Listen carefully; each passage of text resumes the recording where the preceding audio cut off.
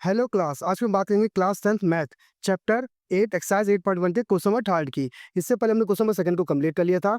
अगर आपने उसकी वीडियो नहीं देखी तो उसका लिंक हम डिस्क्रिप्शन बॉक्स में डाल देंगे, आप उसे वहां जाके चेकआउट कर सकते हैं।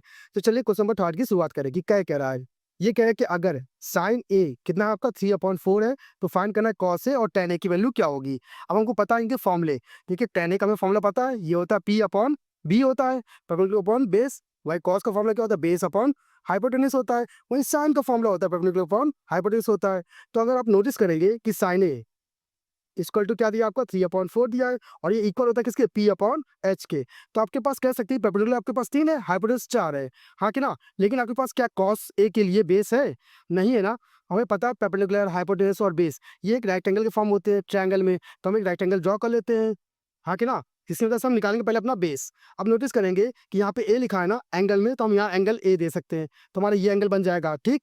यहाँ पे बनेगा हमारा 90, क्योंकि राइट एंगल की बात होती है, तो यहाँ बी ले लिया, ए बी पे 90 डिग्री और यहाँ पे सी।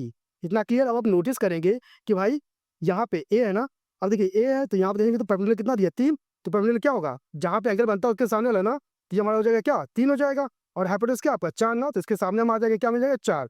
तो बेस निकालना है। हमें पता है बेस निकालने के लिए हम क्या यूज करेंगे, पाइथागोरस थ्योरम।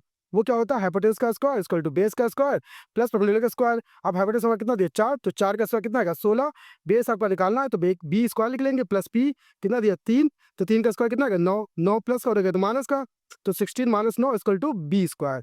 अगर आप माइनस करेंगे तो माइनस करने पर आपको कितना मिलेगा, देखिए मिलेगा 7 इक्वल टू बी स्क्वायर। अब स्क्वायर हो गया तो रूट में, तो आप कह सकते हैं बी का मान कितना आएगा, √7 आ जाएगा, हाँ कि ना। तो इसकी वैल्यू आ गई हमारी कितनी, √7 आ गया, ठीक। अब आपको निकालना है कॉस ए और tan ए की वैल्यू ना। अब देखिए कॉस ए फॉर्मूला क्या होता है, बेस अपॉन हाइपोटेन्यूज। अब बेस कितना दिया है, √7 और हाइपोटेन्यूज कितना दिया है, 4। तो आपका आंसर आ गया, वही tan निकालना है। तो tan ए की बात करते हैं, फॉर्मूला क्या होता है, p upon B, perpendicular upon base. अब परपेंडिकुलर कितना दिया आपका, देखिए 3 दिया है और बेस कितना दिया आपका, √7 दिया है।